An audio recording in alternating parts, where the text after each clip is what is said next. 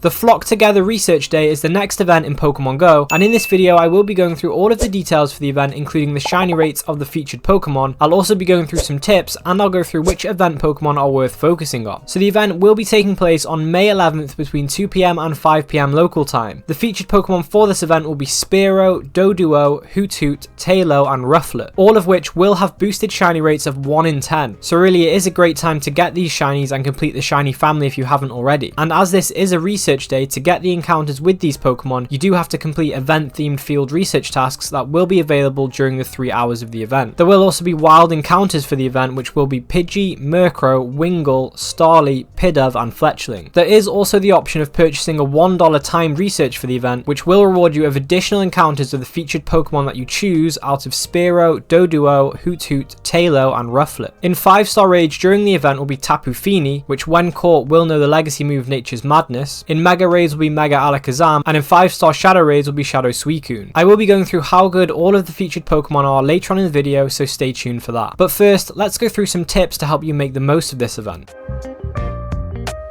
So as all of the featured Pokemon and the wild Pokemon are flying type, I would highly recommend Mega Evolving a flying type to increase the amount of Candy, Candy XL and XP you get per catch. For these bonuses you can Mega Evolve Charizard into its Y form, you could Mega Evolve Pidgeot, Pinsir, Aerodactyl, Salamence or Rayquaza. Remember, Mega Evolving a Pokemon that you have at the max Mega level will be ideal because you will get more Candy, Candy XL and XP. So to level up to level 49 in Pokemon Go, you are required to have 35 Platinum medals. And with all of the flying type Pokemon for this event, it's a great time to work on your Platinum Birdkeeper medal. Additionally, with this event being focused on doing field research and with the increased chance of shiny Pokemon from doing research tasks, this would be a great event to work on your Platinum Pokemon Ranger medal. Also, it's good to note that during this season you do get an extra free daily raid pass, so if you are out playing the event, it is a good time to use these free raid passes on some of the raid bosses. It's worth using these raid passes to work on your Platinum Rising Star and Champion medals. I will be going through how good the current raid bosses are later on in the video, so that might help you pick which ones to raid. So with that said, which Pokemon are worth focusing for this event?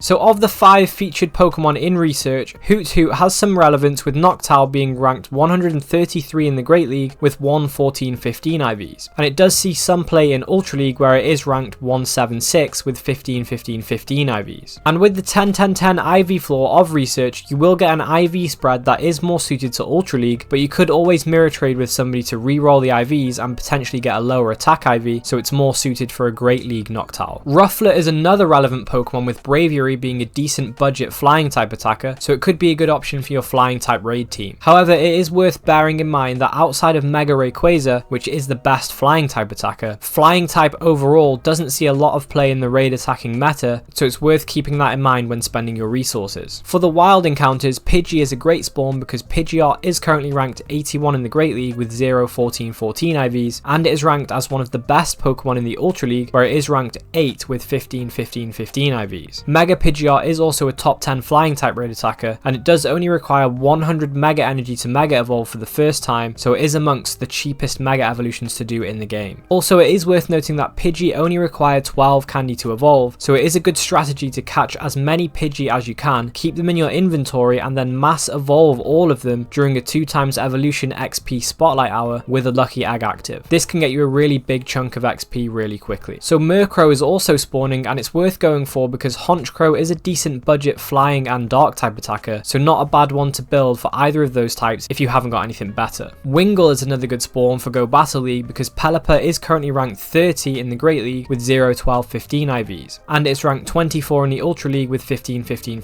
IVs. Both Starly and Pidove can be useful because Staraptor and Unfezant are decent budget flying type attackers. Fletchling will also be spawning, and Talonflame is actually a strong Pokemon in Go Battle League. It's ranked 103 in the Great League with 0-13-15, and it is ranked 20 in the Ultra League with 15-15-15 IVs. However, it is worth noting that in both leagues it does want legacy move Incinerate to be at its best, which will require an elite fast TM to get. And for the Ultra League in particular, it can be a difficult Pokemon to build because it does want to be fully maxed out to be at its best, which does require 296 XL Candy. So moving on to the raids, I will go through the meta relevance for each of them, and I'll be going through some counters for them as well. So starting with the 5-star raids, Tapu Fini has has a raid CP of 40,978, and the 100% IVs are 1632 and 2041, boosted in rainy or cloudy weather. It is weak to poison, grass, and electric, and it will take around 3 or 4 trainers to beat on average. The best mega counters for Tapu Fini are Sceptile, Gengar, and Beedrill. The best shadow counters are Raikou, Electivire, and Magnezone. The best legendary and Ultra Beast counters are Kartana, Xurkitree, and Zekrom, and the best budget counters are Roserade, Electivire, Magnezone, Luxray, Decidueye, and Gengar. Tapu Fini is currently ranked 88 in the Great League with 1914 IVs. In the Ultra League it is ranked 3 with 11315 IVs, and it is ranked 55 in the Master League, so it's definitely worth raiding if you play Go Battle League. And in particular, it does want Nature's Madness, its legacy move, to be at its best, so I would recommend raiding it during this time that it's in raids, because when it comes back to raids it probably won't have this legacy move, so you will have to use an elite charge TM to get Nature's Madness. In Mega Raids we have Mega Alakazam, which has a raid CP of 53,995, and the 100% IVs for Alakazam are 1747 and 2184, boosted in windy weather. Mega Alakazam is weak to Bug, Ghost, and Dark type attacks, and it will take around 2 trainers to beat on average. The best Mega counters are Tyranitar, Gengar, and Houndoom. The best Shadow counters are Tyranitar, Weavile, and Honchkrow. The best Legendary and Mythical counters are Giratina Origin, Yveltal, and Darkrai, and the best budget counters are Hydreigon, Tyranitar, Incineroar, Weavile, Zoroark, and Honchkrow. Mega Alakazam is the second best Psychic type Pokemon in the game, and the best Psychic type Mega until Mega Mewtwo X and Y release, so definitely not a bad choice to raid. And lastly we have Shadow Suicune, which has a raid CP of 37,761, and the 100% IVs are 1704 and 2130, boosted in rainy weather. Shadow Suicune is weak to grass and electric types only, and it will take around 3 or 4 trainers to beat on average if you subdue the raid boss as soon as it becomes enraged using 8 purified gems. The best mega counters for it are Sceptile, Manectric, and Rayquaza. The best shadow counters are Raikou, Electivire, and Magnezone. The best legendary and Ultra Beast counters are Kartana, Xurkitree, and Zekrom, and the best budget counters are Electivire, Roserade, Meowscarada, Magnezone, Chestnut, and Luxray. Unfortunately, Shadow Suicune doesn't really have any meta relevance, so it is only worth raiding for the shiny. So if you want to know what else is going on in May in Pokemon Go, then you should check out this video next.